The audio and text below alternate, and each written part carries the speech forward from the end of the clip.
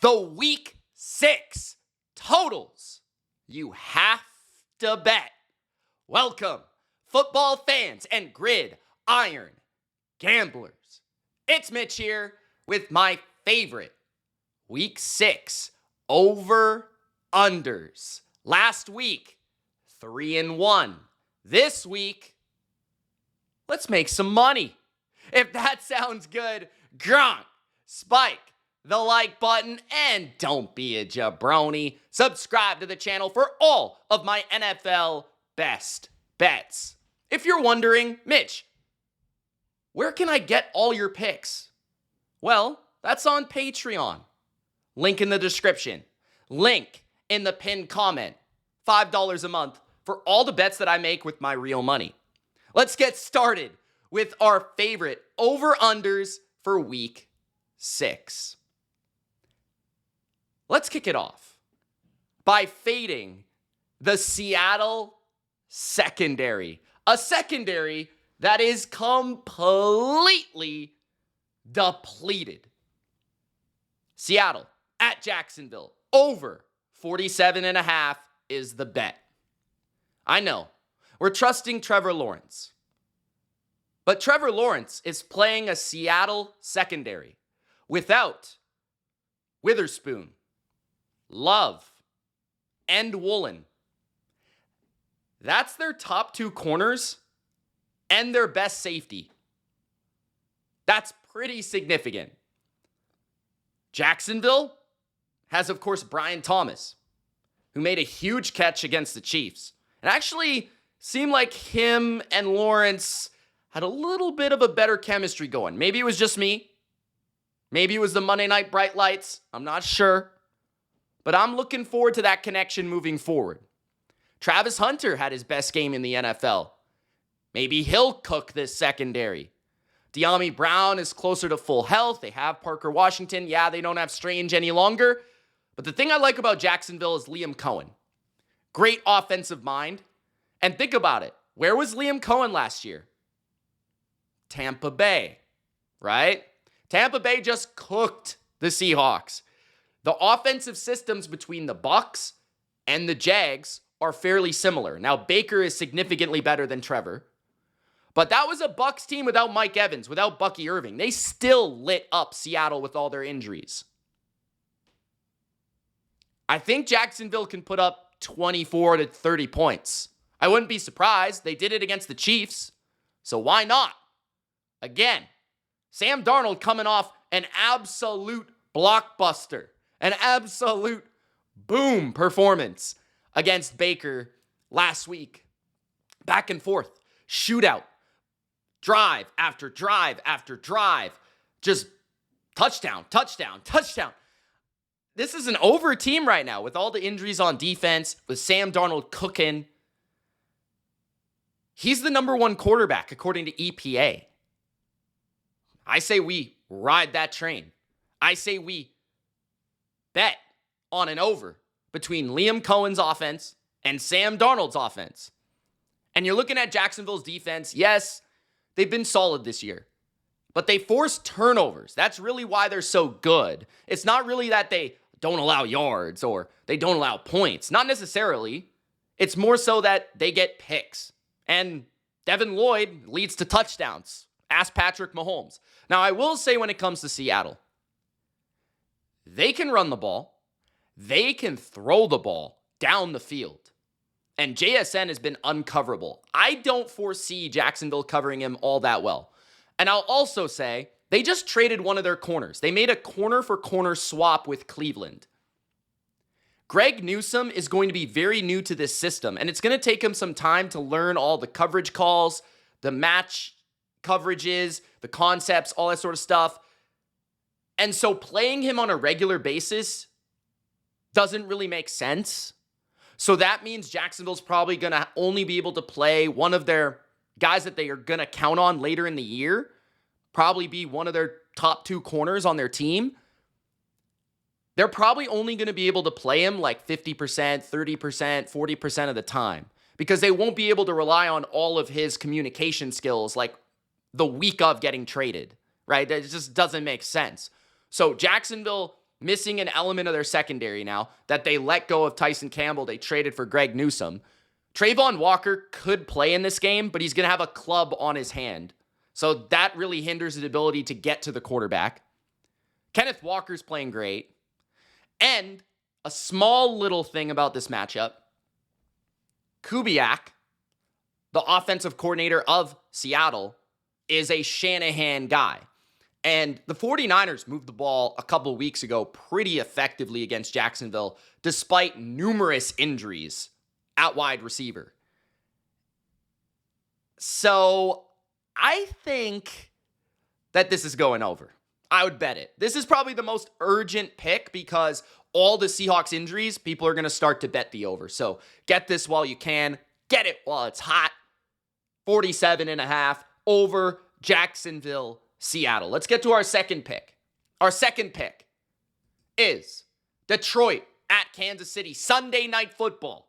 And this is in no particular order, but I would say Seattle, Jacksonville is probably like the first most urgent pick. That's why I put it first. Sunday Night Football, Kansas City, Detroit, over 52.5. If you can find a 52.5, there will be 53s. So just look for the number the best you can. But I like the over here regardless. Detroit might be the best offense in football. I think there are very few defenses that can compete with this unit because they're so balanced. They can run the ball on you if that's your weakness. They can throw the ball on you if that's your weakness. And Kansas City, it just so happens that there are elements that Detroit feature within their offense that are big-time Chief defense weaknesses. First of all, the Chiefs are the worst team against play action in the NFL. The Lions run play action more than any team in the NFL. Second, the Lions' favorite run play, according to Warren Sharp, is outside zone. The Chiefs are second worst at defending outside zone runs.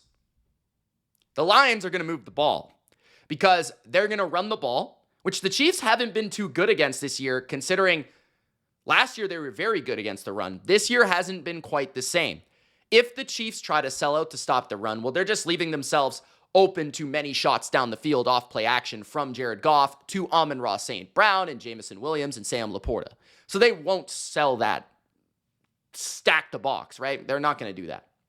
So Jahmyr Gibbs is going to hit home runs. Montgomery's going to have consistent gains. And the Lions are probably going to try to possess the ball and go for long drives. They don't want Mahomes to have the football very often. Why? Because on the other side, Patrick Mahomes is playing a Detroit secondary that doesn't have DJ Reed or Terrion Arnold, their top two corners. And the Chiefs' offense looks pretty damn good. Their speed is definitely giving them an edge against most defenses. We saw that on Monday night. Tyquan Thornton's ability to stretch the field, he's playing really well. And, of course, Xavier Worthy, who looks really good as a sophomore receiver. Travis Kelce actually looks pretty good too. I do think the Lions have a solid defense, and I do respect Spags.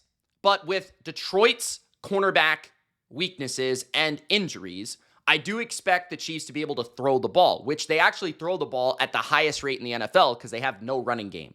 That's probably the way to attack the Lions. If the Lions are pushing the ball and the Lions are scoring points, that's going to make Mahomes keep up. Either way, this really seems like a 30-27, 31-28, 34-31 type of game. Because the Chiefs' defense is probably pretty overrated right now. Chris Jones isn't the same player. He doesn't even really try. The Lions, they're depleted at corner. This feels like a shootout on Sunday Night Football. And I think that's exactly what we're going to get between one of the most reliable offenses in Detroit each and every week and Patrick Mahomes and Andy Reid. I think this is a shootout, 100%. So I'm going over 52.5. That would basically mean all we need from this game is, let's say, a 30-23. That seems very reasonable between these two offenses the way they're cooking. So give me the over on Sunday night. Should be a fun game. Next, Monday Night Football. Chicago at Washington, over 50. Both of these defenses aren't very good. They're not very good. When you're looking at these defenses, Chicago is one of the worst defenses in football. They're, in fact, the worst defense against the run in the NFL in yards per attempt allowed. Washington, we just saw absolutely rampage running the ball all over the Chargers. That is the core strength of the Commanders offensively. Their ability to run the ball under Cliff Kingsbury's scheme with Big Bill, and then Jaden Daniels keeping the ball off of those read options and zone reads. I don't think Chicago is going to be able to defend that. Chicago has one of the worst pass rushes in football. Chicago doesn't have Jalen Johnson, and they've had numerous defensive injuries throughout the season. So guys are beat up. No Terry McLaurin, but I don't think it really matters. I think that the Commanders have a great screen game. I think the Commanders can rely on Debo, rely on Zach Ertz over the middle of the field. And like I said, this is more about Chicago's defense. They can't get to the quarterback, and they can't stop the run. So the Commanders are going to be able to have success on early downs, which if you're not going to have Terry McLaurin, it helps to not be in 3rd and long, right? On the other side, Ben Johnson has had a bye week to prepare, an extra week to prepare for a Commander defense that plays far too much man coverage. Marshawn Lattimore is washed. The Bears have really good weapons, and I don't think the Commanders can cover them one-on-one. So being that they play so much man, I don't think they can cover Roma Dunze, who's having a breakout year. Or let's say the rookie, Colston Loveland, if he gets more action post-bye week. Or DJ Moore. Or Zacchaeus. Or Burden. There's so many different ways that the Bears can sneak up on them and pick a matchup. Caleb, also being that he's so athletic, he can move and he can run. And I actually kind of don't mind how Caleb's playing. He's not exactly efficient, but he does make big plays. And Ben Johnson's been scheming guys wide open all season. And I don't expect that to be any different, okay? So I think the Bears will be able to really run a lot of just play action stuff, maybe even occasional trick play, which Ben Johnson is known for, and especially with extra time to prepare on a Monday night. I mean, look out. And then Caleb's going to run in the red zone. I think that'll be an area to look out for. So I just count on Cliff Kingsbury and Ben Johnson, 2 of my top 5-ish play callers in football right now. Jaden Daniels, Caleb Williams, 2 guys that are probably going to want to play well considering that draft class and draft status and rivalry there. I like the over. I don't like either of these defenses, and I love both offensive coordinators. It's simple. Go over on Monday night. And our final pick, and I put this last, although it's before the Lions game and it's before the Commanders game, because it was my final pick. I also considered a couple other games, including the Rams and Ravens over. I thought about the Niners and Bucks over as well, but ultimately I settled on the under in New England, New Orleans, under 46. I just don't know how the Saints are going to score more than 17 points. Their team total is 20.5, which I guess leads you to believe that that should be a bet. And it probably will be for myself. But I like the under as a collective whole. First of all, the Saints defense is actually kind of underrated. It's 14th in EPA per play. So it's above average this season. They're also not bad against the run either. Like, they've been a pretty good run defense this season. They're actually 14th in yards per attempt allowed on the ground. They're also 9th in passing yards allowed. So they're not too bad on defense. Like, I'd say they're at least a top 20 defense. They have a lot of veterans, and they're solid against the run. The Patriots haven't really been able to run the ball all that well all season. So I think a lot of their game plan is going to come down to Drake May throwing the ball pretty frequently for short gains, because the Saints play a ton of zone coverage. And they play a lot of cover 2 because it's a Brandon Staley defense. And I think that's going to lead to a lot of dink and dunking and a lot of the Patriots getting to the red zone, and we'll see if they can score when it comes to the red zone. On the other side, I feel like the Saints are just not going to score that many points because the Patriots have a very good defense. If Christian Gonzalez is good to go for this game, which I expect him to be, he is questionable, so look out for that. I expect him to play. that has made their defense totally different in terms of the coverages they can get away with, the fronts they can get away with, how creative they are up front with their blitz packages. It changes their defense from a mediocre defense to a very good defense, and he can take away one side of the field. You couple that with the best interior defensive tackle duo probably in the NFL right now, Milton Williams and Christian Barmore, who are crushing the run game and providing pressure on the passer. Ask Josh Allen. I think that Spencer Rattler's in trouble. The Saints have only scored, I think, 20 points once this season. Twice. They scored 21 against the Niners in garbage time. They scored 26 against the Giants where they had 5 turnovers. So against the Patriots, who I think are a top 10 defense with a very good back end and a really acceleratingly good pass rush right now, I think that Rattler is going to be under pressure. I don't think the Saints will be able to run the ball reliably, which puts them in bad down and distances. And I'm sure that Vrabel will have something to confuse this young quarterback. So I think the Patriots will probably win a kind of an ugly game, but fairly decisively, something like 27-17, which would go under the total of 45.5, 46. Now try to find a 46. There are 45.5s out there, so this is already tilting towards the under. I like the under, though, because I like the Patriots defense and how they're looking and how they played against Buffalo. I think that continues, and I think that the Patriots are actually going against a underrated Saints defense, which has kept them in a lot of games. So I'm going to take the under 46 between the Patriots and the Saints.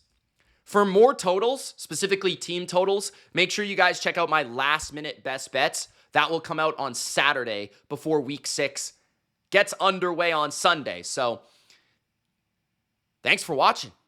For all of my bets, Patreon is the place to go. Like I said, pin comment and the link in the description. It's Mitch. Thanks for watching, and good luck on all your bets. We'll see you in the next one. Peace.